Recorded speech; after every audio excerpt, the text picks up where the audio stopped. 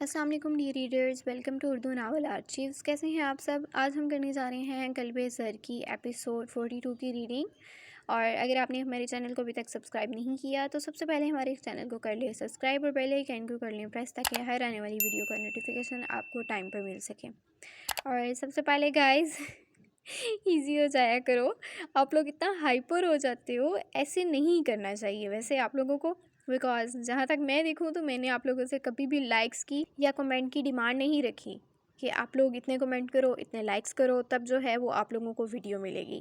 تو میرے خیال میں آپ لوگوں کو بھی تھوڑا کوآپریٹ کرنا چاہیے کہ دیر سویر جو ہے وہ ہر معاملے میں ہو جاتی ہے، اور لائف میں ایسی سینسٹیوٹیز بھی ہوتی رہتی ہیں۔ اور مجھے تو ایسا لگتا ہے کہ میرا ٹائم پیریڈ کچھ زیادہ ہی آف چل رہا ہے آج کل، کہ ہر کام رائٹ کرو تو وہ رانگ ہو جاتا ہے۔ تو آپ کی جو وائس اوور ریڈر ہیں وہ بھی چھٹیوں پہ ہیں، تو اس کی وجہ سے مجھے لکھنا بھی خود ہی پڑتا ہے، پھر ایڈٹ بھی خود ہی کرنا پڑتا ہے، اور پھر اپلوڈ بھی خود ہی کرنا پڑتا ہے۔ تو یہ کافی مشکل ٹاسک ہو جاتا ہے میرے لیے۔ تو ایسے میں اسٹڈیز کو مینیج کرنا، فیملی کو مینیج کرنا اور یہ سب کو کرنا کافی ٹف جاب ہو جاتی ہے۔ تو ہوپ سو آپ لوگوں کو میری بات کی سمجھ آ رہی ہوگی۔ تو باقی باتیں کرتے ہیں بعد میں، پھر چلتے ہیں ناول کی طرف۔ ایمان تیزی سے بات ختم کرتی پتلی گلی سے نکلنے ہی لگی تھی کہ عمر کی آواز نے اس کے بڑھتے قدموں کو روکا۔ رکو! آواز ہنسی سکتی ایمان کا تو دل سکڑ کر پھیلا تھا۔ جی؟ وہ پیچھے مڑتی منائی تھی۔ عمر 2 لمبے قدم لیتا اس کے سر پر پہنچا تھا۔ آج کے بعد تم ایسے سب کے سامنے نہیں آؤ گی، سمجھی؟ عمر نے اسے بازو سے پکڑتے سخت لہجے میں کہا، تو ایمان نے حیرانی سے اسے دیکھا تھا۔ وہ اس پل اسے کوئی مخفی شخص ہی لگا تھا۔ مجھے آپ سے بات کرنی تھی اس لیے آئی، ایمان پھر سے منائی۔ تو مجھے فون بھی کر سکتی تھی، عمر نے اسے یاد دلایا۔ میں بھول گئی تھی، تو آئندہ خیال رکھنا، اٹس مائی لاسٹ وارننگ۔ عمر نے اسے انگلی دکھائی تو ایمان کی آنکھیں نم ہوئی تھی۔ ایسا کیا کر دیا میں نے جو آپ روڈ ہو رہے ہیں مجھ سے؟ بات کرتے اس کی آواز میں نمی گھلی۔ تمہیں ابھی بھی سمجھ نہیں آئی؟ عمر نے اسے سر تپیر دیکھتے کہا، لک ایٹ یور سیلف۔ عمر نے اسے بازو سے جھنجھوڑا تو ایمان نے بے یقینی سے اسے دیکھا تھا۔ آپ غصہ کیوں کر رہے ہیں؟ ایمان کی نے رندی آواز میں عمر کو شکوہ کنہ نظروں سے دیکھتے کہا، میں غصہ کر رہا ہوں؟ میں؟ اس کی حرکت پر عمر کا مزاج مزید بگڑا تھا۔ وہ اسے تقریباً بازو سے گھسیٹتا راہداری میں لگے آئینے کے سامنے لا کر کھڑا کر گیا، جو سرتا پیر ایمان کا عکس دکھا رہا تھا۔ دیکھو خود کو، یہ حلیہ سب کے سامنے جانے والا ہے، دیکھو۔ عمر نے اسے پھر سے جھنجھوڑتے قدرے اونچی آواز میں کہا۔ اس کی آواز میں سختی مزید بڑھتی جا رہی تھی۔ ایمان نے شیشے میں خود کو سرتا پیر دیکھا تھا۔ بلو کلر کا سلیپنگ پاجاماز پہنے وہ کھلے بالوں کے ساتھ بنا کسی دوپٹے کے سب کے سامنے گئی تھی۔ اس کے جسم کی تمام رعنائیاں واضح ہو رہی تھی۔ ایمان کو اس پل خود کو دیکھتے اپنی غلطی کا شدت سے احساس ہوا تھا۔ غصے میں وہ یہ بھول گئی تھی کہ کس حلیے میں سب کے سامنے چلی گئی۔ آئی ایم سوری، آئندہ خیال رکھوں گی۔ ایمان سر جھکا کر نرم آواز میں بولتی وہاں سے جانے لگی کہ عمر نے اس کی کلائی کو نرمی سے تھاما تھا، جسے وہ بنا دیکھے جھٹکے سے چھڑواتی تیزی سے وہاں سے نکل گئی۔ عمر نے بے بسی سے اسے جاتا دیکھ آنکھیں گھمائی۔ وہ ضرورت سے زیادہ ہی سختی برت گیا تھا۔ یہ بات آرام سے بھی سمجھایا جا سکتا تھا۔ یہ بات آرام سے بھی سمجھائی جا سکتی تھی۔ عمر نے سوچتے سردہ بھری اور اسے بعد میں منانے کا ارادہ کرتے واپس کمرے میں چلا گیا۔ ایمان بھی وہاں سے نکل کر سیدھا اپنے کمرے میں آ گئی۔ اشال کی باتیں یاد کرتے ہی کبھی اسے عمر پر غصہ آتا اور کبھی اپنی حرکت پر شرم سی محسوس ہوتی۔ دل کی اسی کشمکش میں وہ فریش ہوتی۔ اب بستر پر آ بیٹھی تھی۔ دیوار پر لگی گھڑی پر وقت کو دیکھا تو 1 گھنٹہ گزر چکا تھا، مگر عمر ابھی تک نہیں آیا تھا۔ وہ خاموشی سے نیم دراز ہوتی سیدھا چت لیٹ گئی اور چھت کی سیلنگ کو دیکھتی سوچوں میں گم ہونے لگی۔ اتنے میں کمرے کا دروازہ کھلا تھا۔ ایمان نے گردن موڑتے اندر آنے والے شخص کو دیکھا۔ عمر کو دیکھتے ہی وہ اپنا رخ دوسری جانب موڑ گئی اور کنفرٹر اوپر تک اڑا لیا۔ اس کی حرکت دیکھتے عمر پل کو دروازے کے پاس ہی رکا تھا۔ اسے ایمان کی ناراضگی کا اندازہ ہو گیا تھا، تبھی وہ ایسے رخ موڑ گئی۔ عمر آہستگی سے چلتا ہوا بیڈ کی دوسری جانب آیا، جہاں ایمان اسے رخ موڑے کمفرٹر میں لپٹی ہوئی لیٹی تھی۔ وہ اس کے چہرے کے قریب پہنچا ہی تھا کہ ایمان نے مزید بے رحمی سے کمفرٹر کو چہرے تک کھینچ لیا۔ صاف اعلان ناراضگی کیا گیا تھا۔ عمر اس کے کمفرٹر میں لپٹے پورے وجود کو ایک نظر دیکھا اور پھر پنجوں کے بل زمین پر اس کے سامنے بیٹھ گیا۔ آرام سے ہاتھ آگے بڑھاتے عمر نے اس کے چہرے پر سے کمفرٹر ہٹایا تو ایمان نے بنا کسی تاثر کے اپنے سامنے زمین پر بیٹھے اس شخص کو دیکھا تھا۔ میرا بچہ ناراض ہو گیا ہے، عمر نے پیار سے پچکارا۔ نہیں تو پھر مجھے دیکھ کے کروٹ کیوں بدل لی؟ عمر نے اس کے چہرے پر بکھرے بالوں کو نرمی سے پیچھے کیا۔ غصہ آ رہا ہے مجھ پر؟ عمر نے اس کی آنکھوں میں جھانکتے ہوئے پوچھا، جو بنا پلک جھپکائے عجیب سے انداز میں اسے گھور رہی تھی۔ نہیں، ایک اور صاف جواب آیا۔ اچھا پھر مارنے کو دل چاہ رہا ہے؟ عمر نے شرارت سے پوچھا۔ نہیں۔ تو پھر ایسے کیوں دیکھ رہی ہو؟ عمر نے دونوں بازو بیڈ پر اس کے چہرے کے سامنے ٹکاتے ہوئے اپنا چہرہ ان پر رکھ دیا۔ اس کی اس قدر نزدیکی پر ایمان کے دل کی دھڑکنیں منتشر ہونے لگی۔ You know what? وہ جھٹکے سے اٹھ بیٹھی تھی، شاید اپنے جذبات کو قابو رکھنے کی ناکام کوشش کر رہی تھی۔ واٹ؟ عمر نے بھی اسی کے انداز میں پوچھا۔ میں نے بس ایک نمبر کی ٹامک ٹوئیاں ہوں۔ کیا ہو؟ عمر نے نہ سمجھی سے اسے دیکھا۔ ٹامک ٹوئیاں؟ ایمان نے اسے دھیمی سی آواز میں کہا۔ ٹامک ٹوئیاں یہ کیا ہوتا ہے؟ عمر اٹھتا ایمان کے سامنے آیا تھا، اس کی آنکھوں میں تجسس بری ہے تھی۔ یوں سمجھ لیں بیوقوف، جیسے کچھ بھی سمجھ کرنے سے پہلے سمجھ نہیں آتا۔ ایمان منمنائی تھی۔ اوہ تو میری بیوی کو لگ رہا ہے کہ وہ نہ سمجھ ہے، مجھے بالکل بھی اچھا نہیں لگ رہا۔ میں ایسے ہی منہ اٹھا کر کمرے میں چلی گئی۔ سب کیا سوچ رہے ہوں گے میرے بارے میں؟ ایمان پریشان ہوئی تھی۔ کچھ بھی نہیں سوچیں گے، اب بتاؤ کیا کہنا تھا مجھ سے؟ عمر نے اس کا ہاتھ تھامتے بات کا روح بدلتے پوچھا، تو ایمان فوراً سے شال کی کہی بات یاد کرتے پھر سے غصے میں آئی اور اپنا ہاتھ عمر کے ہاتھ سے تیزی سے چھڑوا گئی۔ اس کے چہرے کے تاثرات پل میں سخت ہوئے تھے۔ عمر نے حیرت سے اس کے رد عمل کو دیکھا تھا۔ آپ اور اشال اکٹھے پاکستان آئے ہیں؟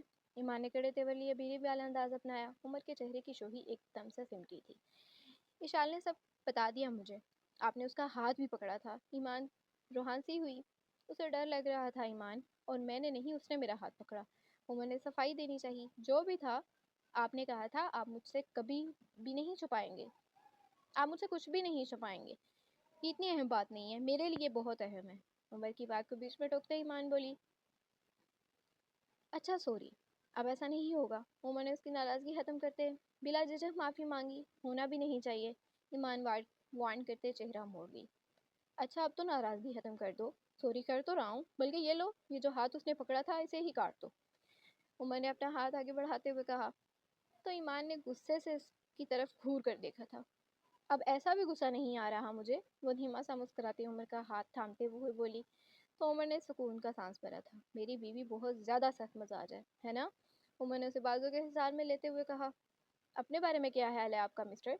ایمان نے جیسے آئی برو اچکاتے عمر کو آئینہ دکھانا چاہا۔ چلو جی، یہ تمہاری ساری توپوں کا رخ میری جانب کیوں ہو جاتا ہے؟ آپ خود میری توپوں کا نشانہ بنتے ہیں۔ ایمان بات کرتے ہنسی تھی، عمر اس کی ہنسی میں گھمسا ہوا تھا۔ اچانک سے اس کا موڈ بدلا تھا۔ آج تم بہت زیادہ پیاری لگ رہی تھی، سیدھی یہاں اتر رہی تھی۔ عمر نے اپنے دل میں کی جانب اشارہ کیا۔ رہنے دے، ایک بار بھی آپ نے میری تعریف نہیں کی۔ ایمان نے نیا شکوہ کیا۔ تو کوئی بات نہیں، ابھی کر دیتا ہوں تعریف، عمر نے کہتے ساتھ ہی ایک جھٹکے سے اسے اپنے بازوؤں میں اٹھایا اور وارڈروب کی جانب بڑھ گیا۔ ایمان اس کا ارادہ سمجھتی خود کو چھڑوانے کی ناکام کوشش کرنے لگی۔ عمر مجھے نیچے اتاریں۔ وہ ہاتھ پاؤں مارتی مزاحمت کرنے لگی۔ نہیں جان، تمہیں جانا تھا نا کل، تمہیں نیچے جانا تھا نا کل، اب وہیں لے کر جا رہا ہوں، وہاں پہنچ کے کرتا ہوں تمہاری تعریف۔ چھوڑیں مجھے، نہیں جانا۔ میں نے پوچھا تم سے، میں پھر بھی بتا رہی ہوں۔ ایمان عمر کے مضبوط توانا بازوؤں سے الجھ سے خود کو چھڑوانے کی جدوجہد کرنے لگی تھی، جبکہ عمر بنا کسی رد عمل کے سکون سے الماری کا دروازہ کھول گیا تھا۔ ایمان نے پھرتی سے الماری کا ہینڈل کو زور سے تھامتے عمر کو روکنے پر مجبور کیا تھا۔ چھوڑو اسے، عمر نے ماتھے پر بر ڈالتے ایمان کے ہاتھ کی طرف اشارہ کیا جسے وہ مضبوطی سے الماری کے دروازے کے ہینڈل پر جمائے ہوئے تھے۔ نہیں، واپس چلیں، سوال ہی پیدا نہیں ہوتا، شرافت سے ہینڈل سے ہاتھ ہٹا دو، ورنہ مجھے تم جانتی ہو، عمر نے قدرے سختی سے کہا، مگر چہرہ نارمل ہی تھا۔ نہیں پلیز، میں نے ابھی شاور لیا ہے، ایمان نے التجائیہ بھرے لہجے میں کہا تھا۔ کوئی بات نہیں، دوسری بار میں شاور دلا دوں گا۔ عمر کی بے باک بات پر ایمان کے چہرے پہ سرخی گلی تھی، وہ شرماتی ہوئی اس کے سینے میں چہرہ چھپا گئی۔ ایمان، ہاتھ ہٹا رہی ہو یا میں ہٹاؤں؟ عمر نے اسے پھر سے کہا، مگر وہ بنا اسے دیکھے جواباً نفی میں سر ہلا گئی۔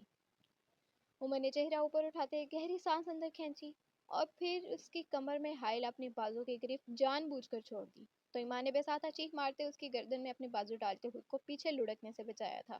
اگر وہ ایسا نہ کرتی تو یقینی تھا کہ اس کی ٹانگیں عمر کے ہاتھ پہ ہوتی اور سر زمین پر جا بجتا۔ وہ حیران سی عمر کو دیکھنے لگی، اسے اندازہ نہیں تھا کہ وہ اس کا پورا وزن صرف ایک بازو پہ آسانی سے اٹھا لے گا۔ وہ بے یقینی سے اسے دیکھ رہی تھی۔ خود کو گرنے سے بچانے کے لیے بے اختیاری میں اس نے اپنا ہاتھ ہینڈل سے ہٹاتے عمر کی گردن میں حائل کیا تھا۔ عمر کی آنکھوں میں جیسے جیت کی چمک سی اتری تھی۔ وہ بنا اسے کچھ سمجھنے کا موقع دیے لاک کھولتا خفیہ کمرے میں داخل ہو گیا تھا۔ اندھیر نگری میں وہ چلتی ہوئی سہمے قدموں کے ساتھ راہداری کو عبور کر رہی تھی۔ ہر طرف پھیلے سناٹے اور خاموشی اس کمزور دل کی لڑکی کو مزید کمزور بنا رہے تھے۔ دو قدم ناپتے اسے ایسا لگتا ہے جیسے کوئی اس کا پیچھے آ رہا ہے۔ فٹ سے مڑتی تو ساری راہداری کالی اور ویران نظر آتی۔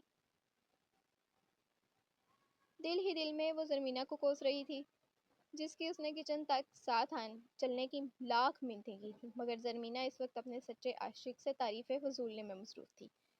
ہمت کرتی کمرے سے تو وہ اب اکیلی ہی نکل آئی تھی، مگر اب اسے ماحول دیکھتے عجیب سی وحشت ہو رہی تھی۔ حوصلے سے کچن کی جانب بڑھتے قدموں کو روکتے کئی بار اس نے سوچا کہ واپس ہو لے۔ ابھی وہ اسی کشمکش میں تھی کہ اس کے منہ پر پیچھے سے کسی نے زور سے ہاتھ رکھا تو خوف سے ہانیہ کی آنکھیں پھیلی تھی۔ مقابل نے اسے چلانے تک کا موقع نہیں دیا تھا۔ وہ اسے الٹے قدموں کھینچتا ایک کمرے میں داخل ہوا، جبکہ ہانیہ تو کریمنل موویز کا سین یاد کرتی سوچ میں پڑ رہی تھی کہ اب خود کو کیسے بچایا جائے۔ کمرے میں آتے ہی بالاج نے اس پر گرفت ہٹاتے لائٹ آن کی تھی کہ اس پر اچانک سے جان لیوا حملہ ہوا تھا۔ ہانیہ نے پھرتی کے ساتھ سامنے پڑے میز سے ڈیکوریشن پیس اٹھاتے کسی فلم کی ہیروئن کی طرح پیچھے مڑتے پوری قوت کے ساتھ مقابل کو بنا دیکھے دے مارا تھا۔ بروقت بالاج نے نیچے کو جھکتے سامنے سے آتے شیشے کے واز سے خود کو بچایا تھا۔ او میرے خدایا، آپ! اپنے مقابل بے چین سے بالاج کو کھڑے دیکھ کر ہانی کا منہ کھلا تھا۔ اپنی حرکت دیکھتے اس کا چہرہ زرد پڑ گیا تھا۔ اگر اسے لگ جاتا تو وہ اس سے آگے سوچ نہ پائی۔ وہ جی میں جی اصل میں نا جی مجھے لگا جی، ہانی کانپتی آواز میں منہ پر ہاتھ جمائے صفائی دینے کی کوشش کرنے لگی، جبکہ بالاج اب اسے غصے اور بے یقینی سے دیکھ رہا تھا۔ کیا میں جی وہ جی بیوی جی، میرا قتل آپ کو معاف تو نہیں کیا ہوا میں نے، جو مجھ پر جان لیوا حملے کرتی پھر رہی ہو؟ اوف، شکر ہے آج تو ٹریننگ کام آ گئی، ورنہ تم نے تو بیوہ ہونے کا پورا ارادہ کر لیا ہوا تھا۔ بالاج اسے دیکھتا حیران و پریشان لہجے میں بولا تھا، جبکہ ہانیہ تو آنکھوں میں آنسو لیے ساکت سی کھڑی اب لب کچل رہی تھی۔ کیا تھا یہ؟ بالاج نے زمین پر پھیلے شیشے کے ٹکڑوں کو دیکھتے ہانی کو کہا۔ وہ نا مجھے لگا جی کوئی کڈنیپ کرنے آ گیا مجھے، تو مجھے نا جی ایک مووی کا سین یاد آ گیا، اس میں لڑکی ایسے ہی کرتی ہے، یہ اٹھا کر دے مارتی ہے آواز۔ ہانیہ پھر سے جذبات میں آتی دوسرا آواز اٹھا کر بالاج کو دکھا ہی رہی تھی کہ وہ چیز آہا اسے نیچے رکھو۔ اس کی بات پر ہانیہ نے ایک نظر اسے دیکھا اور ڈیکوریشن پیس خاموشی سے واپس میز پر رکھ گئی۔ تم مجھے ذرا یہ بتاؤ، تمہیں کیوں کوئی کڈنیپ کرے گا، اور وہ بھی گھر میں ہوتے ہوئے؟ اسی لیے کہتا ہوں یہ موویز اور ناولوں سے باہر نکل آؤ، تاکہ تمہیں یاد ہو کہ تمہارا ایک عدد شوہر بھی ہے جو کسی بھی وقت تم پر جھپٹ سکتا ہے۔ بالاج کا مزاج کسی صورت بھی پرسکون نہیں ہو رہا تھا۔ اس کا بس نہیں چل رہا تھا سامنے کھڑی لڑکی کو پوری قوت سے جھنجھوڑ ڈالتا، جو آج اپنے حصے کا کام پوری دل جمی سے سر انجام دے چکی تھی۔ سوری جی، آپ ٹھیک ہو جی؟ ہانیہ خود کی حرکت پر ہونے والی شرمندگی سے باہر نکلتی بالاج کی جانب بڑھی۔ اللہ کا شکر ہے جی، اس بار تو ٹھیک ہی ہوں، اگلی بار کا پتہ نہیں۔ بالاج بھی تنزیہ بات پر ہانی کو ہنسی آئی تھی، جو لب دباتے روکنے لگی۔ ہاں ہاں ہنس لیں، دل کھول کر ہنس لیں، آج اگر میرا سر کھل جاتا نا تو اس وقت تم یہ باچھے کھلانے کے بجائے دھاڑے مار مار کر رو رہی ہوتی۔ سوری، ہانیہ بالاج کو پیار سے دیکھتی بڑبڑائی تھی۔ ایسے سکھی والی سوری قبول نہیں ہوگی، بڑے کارنامے پر بڑی والی سوری۔ بالاج نے بھی جیسے اسے اپنی شرط بتائی تھی۔ سوری تو سوری ہوتی ہے جی، یہ سکھی اور گیلی کیا ہوتی ہے؟ ہانیہ سوچ میں پڑی تھی۔ جی نہیں جی، سوری گیلی بھی ہوتی ہے، یہ الگ بات ہے کہ تمہارے اس بیکار دماغ میں کام کی باتیں فٹ نہیں آتی۔ بالاج نے اس کے سر پر چپت لگائی تو ہانیہ نے گھور کر اسے دیکھا تھا۔ پھر؟ ہانیہ بالاج کو سوالیہ نظروں سے دیکھنے لگی تھی۔ پھر یہ کہ جو کام میں کرنے آیا تھا وہ اب تم کرو گی۔ کون سا کام ہے؟ لائے میں کر دیتی ہوں، ہانی پورے اعتماد سے بولی تھی۔ بالاج آرام سے اپنی پشت پر ہاتھ باندھتے اپنی چھوٹے قد والی بیوی کے چہرے کے قریب جھکا۔ رومانس۔ بالاج کی سرگوشی نما آواز میں کہے جانے والے الفاظ پر ہانیہ کے حوصلے کو پل بھر میں پست کر دیا تھا۔ وہ ساکت سی بالاج کو دیکھ رہی تھی۔ اس نے الفاظ کا مطلب سمجھتے معصومیت سے آنکھیں پٹ پٹائیں۔ کوئی اچھا کام نہیں ہے آپ کے پاس کرنے کو؟ جب بھی میرے قریب آتے ہیں ایک ہی کام سوچتا ہے۔ ہانیہ نے خود کو مضبوط بناتے اپنی طرف سے بالاج کو ڈانٹ لگائی۔ اس میں غلطی کیا ہے ہیں؟ رکو ذرا، نہیں، مجھے تم یہ بتاؤ یہ معصوم سا شوہر تم سے مانگ ہی کیا رہا ہے؟ تھوڑا سا پیار بس، وہ بھی دینے نہیں ہو رہا تم سے؟ بالاج جیسے روحانسی سا ہو گیا تھا ہانی کی بات سنتے ہی۔ جاؤ تم سارا اندر کا موسم ہی بگاڑ دیا۔ بلاج نے اسے ہلکا سا پیچھے کو جھٹکا دیتے رخ بدلا تھا۔ ہانیہ کو ہر بار کی طرح اس بات کہہ جانے کے بعد اندازہ ہوا تھا کہ اس نے کیا کہہ دیا۔ بلاج کا موڈ سچ میں بگڑ چکا تھا۔ ہانیہ اپنی پشت کو دیکھتی ایک دو لمبا سانس اندر کھینچا، جیسے خود میں ہمت جمع کر رہی ہو، پھر جھٹ سے بلاج کے سامنے آتی، اپنے پیر بلاج کے پیروں پر رکھتی، پنجوں کے بل اوپر کو اٹھی اور بازو آگے بڑھاتے بلاج کی گردن میں حائل کر گئی۔ بلاج تو سنسا ہو کر رہ گیا تھا۔ وہ حیرت زدہ سا اپنی اس چھوٹی سی بیوی کو دیکھ رہا تھا جو اس کے پیروں پر چڑھتی پنجے اٹھانے کے باوجود بامشکل اس کے کندھے تک آئی تھی۔ بلاج نے اپنی امڑتی ہنسی کو چہرہ موڑتے روکا تھا۔ اس کے مقابل ہانیہ چھوٹی سی موم کی گڑیا لگ رہی تھی۔ بولیں کیسے کرتے ہیں جی گیلی والی سوری؟ ہانیہ نے کسی مووی کی ہیروئن کی طرح ادا سے کہا تو بلاج نے چونک کر اسے دیکھا تھا۔ اب کس کو کاپی کر رہی ہو؟ بلاج نے آئی برو اچکاتے پوچھا۔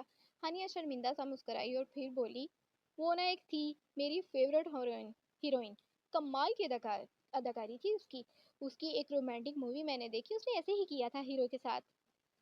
ہانی بلاج کے سینے میں چہرہ چھپاتے منمنائی، تو پھر ٹھیک ہے، یقیناً تمہاری اس ہیروئن نے ہیرو کے ساتھ رومانس بھی کیا ہوگا، میرے ساتھ بھی ویسے ہی کرو۔ بلاج کی خواہش پر ہانی نے جھٹ سے سیر اٹھاتے اسے پریشانی سے دیکھا تھا۔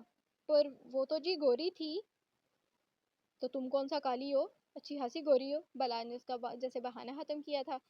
نہیں، میرا مطلب ہے وہ مووی زیادہ اوور تھی، اچھا رومانس نہیں تھا اس کا، آپ کو تو پتہ ہے کیسی ہوتی ہیں انگریزوں کی فلمیں۔ ہنی حفت مٹاتے بولی تھی، تو ایسی موویز دیکھتی ہی کیوں ہو؟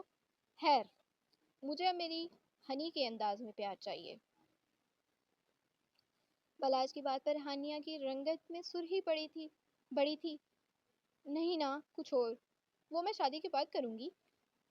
ہانی نے جیسے ٹالنا چاہا، یعنی میں رخصتی کروا لوں پھر؟ بلاج شوہی سے بولا، نہیں، ابھی تو میں پڑھ رہی ہوں۔ بھاڑ میں گئی یار پڑھائی، میں پڑھا دوں گا تمہیں، بلاج نے تنگ آتے کہا تھا۔ نہیں، آپ رہنے ہی دیں، آپ تو کچھ اور ہی پڑھائیں گے۔ ہانیہ کی زبان ایک دم سے پھسلی تھی، بات کا مطلب سمجھتے وہ زبان دانتوں تلے دباتی شرمندگی سے آنکھیں میچ گئی۔ کیا؟ میں کیا پڑھاؤں گا؟ بلاج اس کی بات پر کھل کر مسکراتا اس کی کمر میں بازو ڈال گیا تھا۔ کچھ نہیں، ہانیہ شرماتی اپنے چہرے کو دونوں ہاتھوں میں چھپاتی اس کے سینے میں منہ دیتی چھپنے کی کوشش کرنے لگی۔ بس کر دو ہنی یار، اب برداشت نہیں ہو رہا مجھ سے، دل چاہتا ہے تمہیں کھا جاؤں۔ بالاج ایک دم سے جوش میں آتا اس کی گردن پر دانت گاڑ گیا تھا۔ اس کی حرکت پر ہانی سسکی بھرتے خود میں سمٹی تھی۔ وہ اپنی منمانی پوری کرتے اس کی گردن سے چہرہ اٹھاتے اب اسے دیکھ رہا تھا، جو شرماہٹ دانتوں تلے دباتی اسے ہی دیکھ رہی تھی۔ آپ کو پتہ ہے جی، میں بہت خوش قسمت ہوں جسے آپ ملے ہیں۔ ہانی اپنے الفاظوں سے بالاج کی روح تک سرائیت کا باعث بنی تھی۔ میں بہت خوش قسمت ہوں جسے تم ملی، بالاج اس کا ماتھا چومتے جواباً بولا۔ ہانی نے نم ہوتی آنکھیں اٹھا کر بالاج کو دیکھا تو وہ ٹھٹکا تھا۔ یہ کٹورے کیوں بھر رہے ہیں؟ بالاج نے ماتھے پر بر ڈالتے پریشانی سے پوچھا۔ آپ ہمیشہ میرے ساتھ رہیں گے نا؟ اتنا کہتے ہانی کی آواز بھر آئی تھی۔ آف کورس ہنی، ہمیشہ رہوں گا، یہ کیسا سوال ہے بھونگا سا؟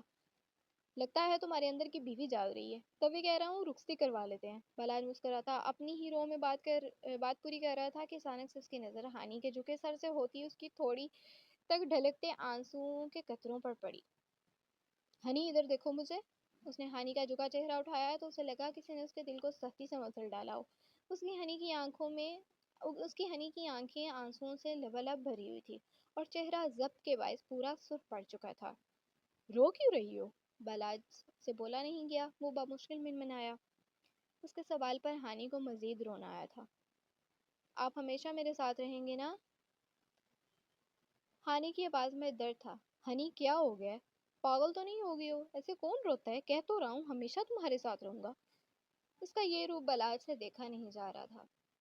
کسی نے کچھ کہا ہے؟ ہاں؟ بالاج نے اس کا جھکا سر پھر سے اپنے سامنے کیا تو وہ نفی میں سہلا گئی۔ امی نے کچھ کہا ہے؟ اس نے شک کے تحت پوچھا۔ نہیں، وہ بامشکل بول پائی اور کہتے ساتھ ہی پھوٹ پھوٹ کر رونے لگی۔ بالاج تو اس کی حالت پر بے چین ہوتا اسے شدت سے گلے لگا گیا تھا۔ وہ سمجھ نہیں پا رہا تھا کہ ہانیہ اس قدر شدت سے کیوں رو رہی ہے۔ آپ کو پتہ ہے جی، میں نے آپ کو بہت آوازیں دی، بہت پکارا، مگر آپ نہیں آئے۔ ہانی اتنا کہتے آوازیں بلند رونے لگی۔ ارے مجھے کب آواز دی تم نے اور میں نہیں آیا؟ ایسا بھلا ہو سکتا ہے میری ہنی مجھے پکارے اور میں نہ آؤں؟ بالاج اس کی حالت سے تنگ آتا بولا تھا۔ خواب میں ہانی اس کے سینے میں ہی منہ دیے بولی تھی، ہائے میرے اللہ ہنی، تم نے خواب دیکھا ہے؟ بالاج اسے زبردستی خود سے دور کرتا بولا تو ہانی نے سر ہاں میں ہلایا۔ بالاج کی تو جیسے سانس میں سانس آئی تھی۔ حد ہے کسی بات کی یار، ڈرا دیا تم نے مجھے ہانی، ایسے کون روتا ہے، وہ بھی ایک خواب دیکھنے سے۔ بالاج کو اب اس کی حرکت پر غصہ آ رہا تھا۔ میں نے آپ کو اتنی آوازیں دی، آپ کا نام بھی لیا، پر آپ اندھیرے میں گم ہو گئے، آپ مجھ سے دور چلے گئے تھے۔ آنیا بات کرتے پھر سے رونے لگی تھی۔ بالاج نے اس کا چہرہ ہاتھوں میں تھامتے اس کے آنسو صاف کیے۔ ہنی، وہ صرف ایک خواب تھا، دیکھو میں تمہارے پاس ہوں، آواز دو مجھے، چلو پکارو اب ایک بار۔ بالاج نے اسے پیار سے کہا۔ بالاج جی، جی بالاج جی کی جان۔ ہانی کے منمنانے پر بالاج نے اسے پیار سے جواب دیا تو وہ روتے روتے رندی ہوئی آواز میں ہنسنے لگی۔ اسے ہنستے دیکھ بالاج بھی دھیما سا ہنسا تھا۔ جلی نہ ہو تو، ڈرا دیا تم نے مجھے یار، آج کے بعد میرے سامنے ایسے نہ رونا، تم اندازہ نہیں کر سکتی میرے دل کو کتنی تکلیف ہوتی ہے تمہیں روتے دیکھ کر۔ بالاج نے اسے اپنے سینے سے لگایا تو وہ بھی بالاج کے گرد بازو ڈال گئی۔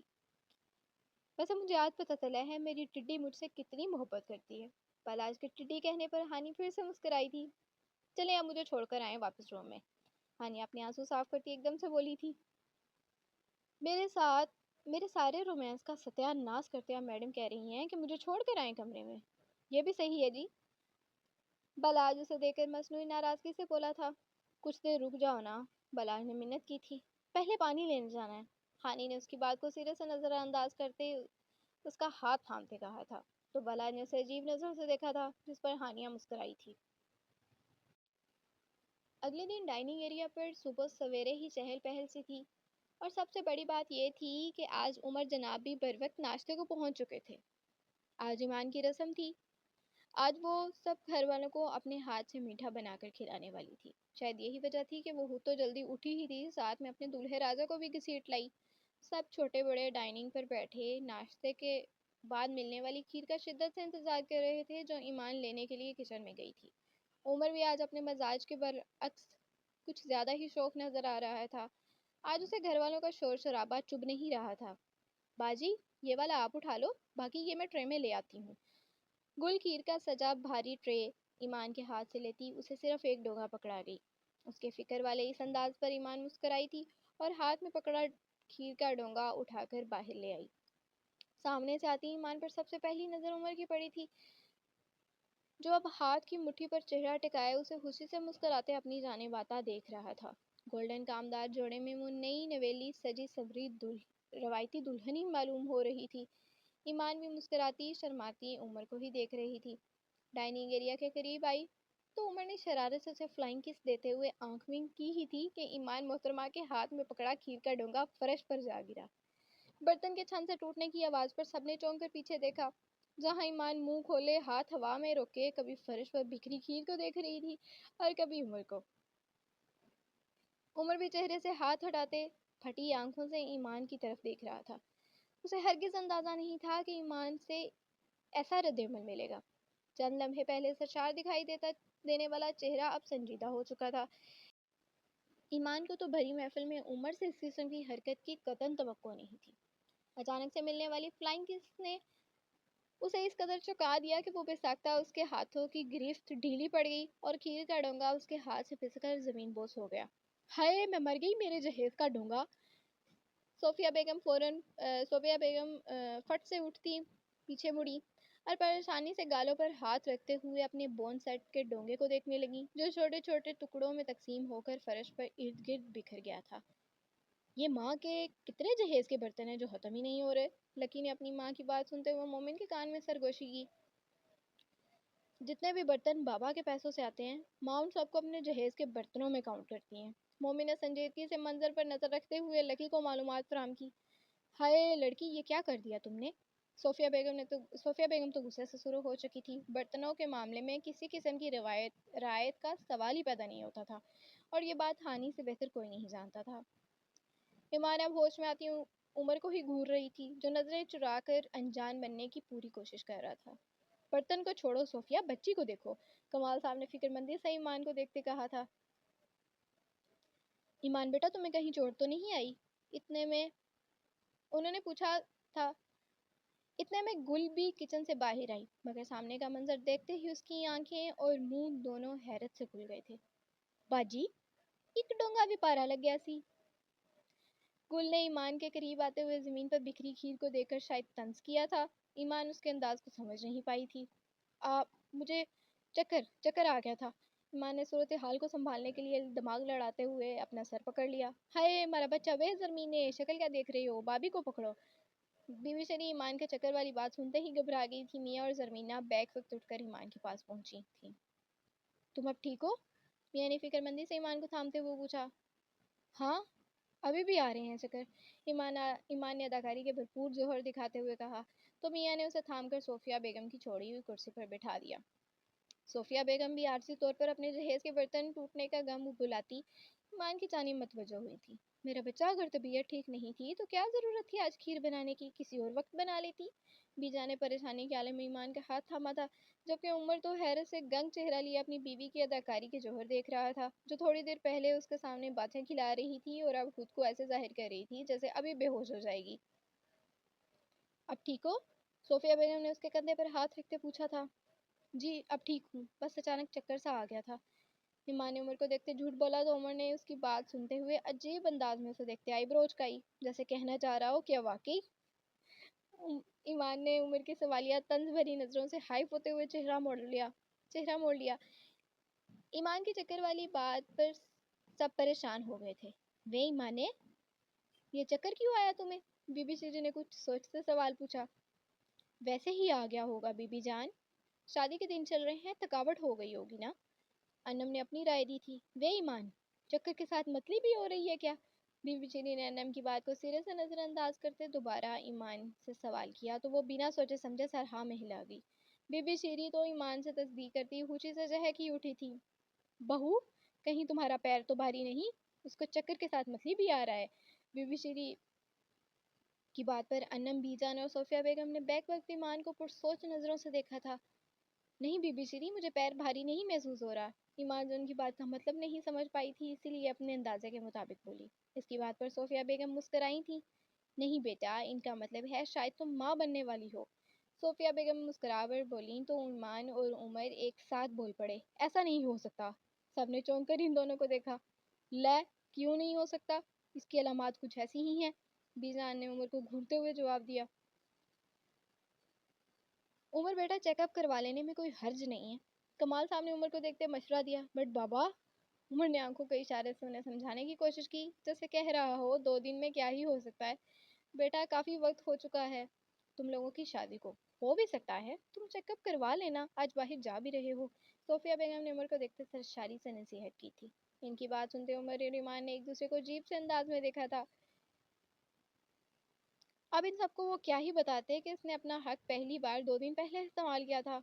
وہ کھیر؟ ایمان نے بات کا پہلو بدلتے کہا۔ ہاں ہاں کھیر بھی یہی ہے، تم آرام کرو، میزا نے اسے تسلی دی۔ نہیں آپ لوگ چکھ لینا، ایمان نے ڈائننگ پر پڑے باقی کھیر کے ڈونگے دیکھتے ہوئے کہا۔ بیٹا تم فکر نہ کرو، سب ہو جائے گا، ابھی آرام کرو کمرے میں چل کر۔ صوفیہ بیگم نے اسے سہارا دیتے اٹھانا چاہا۔ پر ماں میرا نیک بھی تو ہے نا۔ ایمان کے منہ سے اصل مسئلہ نکلتے ہی سب ایک دم سے ہنس پڑے تھے۔ تو یوں کہو نا بیٹی، بیجان کہکا لگا کر بولی تھی۔ عمر نے ایمان کا بغور جائزہ لیا تھا۔ وہ دل ہی دل میں سوچ رہا تھا کتنی بڑی اداکارہ ہے، کتنی بڑی اداکارہ ہے اس کی بیوی، کسی کو بھی اپنی معصوم شکل سے پاگل بنا سکتی ہے۔ بیجان کے اشارہ کرنے پر صوفیہ بیگم نے اپنے ہاتھوں میں پہنے ہوئے کنگن کو اتار کر ایمان کی کلائی میں سجایا تھا۔ یہ ہمارا خاندانی کنگن ہے، بیجان کی ساس نے 2 ان کو دیے اور 2 میری ماں کو، پھر آگے سے یہ چاروں مجھے ملے۔ اب میں نے ایک انم کو دیا ہے اور دوسرا تمہارے حوالے، اسے سنبھال کر رکھنا، یہ بہت نایاب ہے۔ صوفیہ بیگم نے ایمان کا ماتھا چوما تھا۔ ایمان نے ہاتھ میں پہنے کنگن کا بھرپور جائزہ لیا تھا، جو واقعی ہی نایاب تھا۔ ماں میری دلہن کا کنگن کہاں ہے؟ مومن میاں کو دیکھتے صوفیہ بیگم سے مخاطب ہوا تو میاں نے گھوری ڈال دے مومن کو ایسے دیکھا جیسے کہہ رہی ہو مجھے کیوں دیکھ رہے ہو؟ بیٹا جی آپ اپنی دلہن ڈھونڈے پہلے، صوفیہ بیگم مسکرا کر بولی تھی۔ تو کمال صاحب نے بھی مومن کو دیکھتے سکون کا سانس بھرا تھا۔ وہ دل ہی دل میں اپنے رب کا شکر ادا کر رہے تھے جس نے انہیں اپنے بھائی کے سامنے سرخرو کیا تھا۔ ان کا بیٹا قدرتی طور پر میاں سے محبت کر بیٹھا تھا. انہیں محنت کرنے کی ضرورت ہی نہیں پڑی تھی.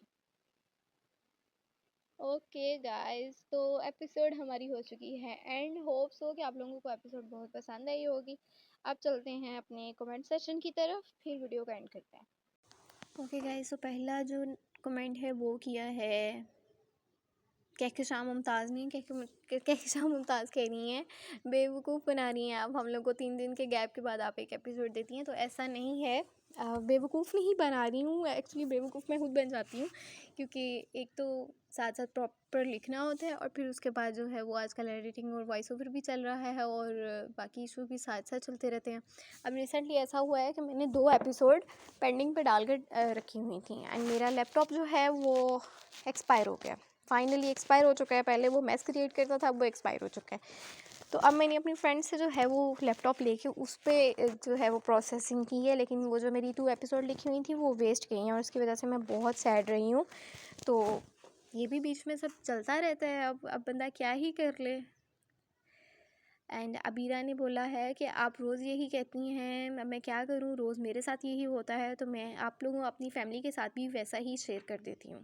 اور جو نازی شاہد ہیں وہ کہہ رہی ہیں no it's not a fine, I know it's not a fine, it's also not fine for me, but کیا کیا جا سکتا ہے. اب سلمان بن حیدر کہہ رہی ہیں کہ آپ کی وائس اوور میں ریڈ کریں، آپ کی وائس اوور انشاءاللہ بہت جلد آ جائیں گی گائز، پھر انشاءاللہ وہی آپ کے لیے ناول ریڈ کیا کریں گی.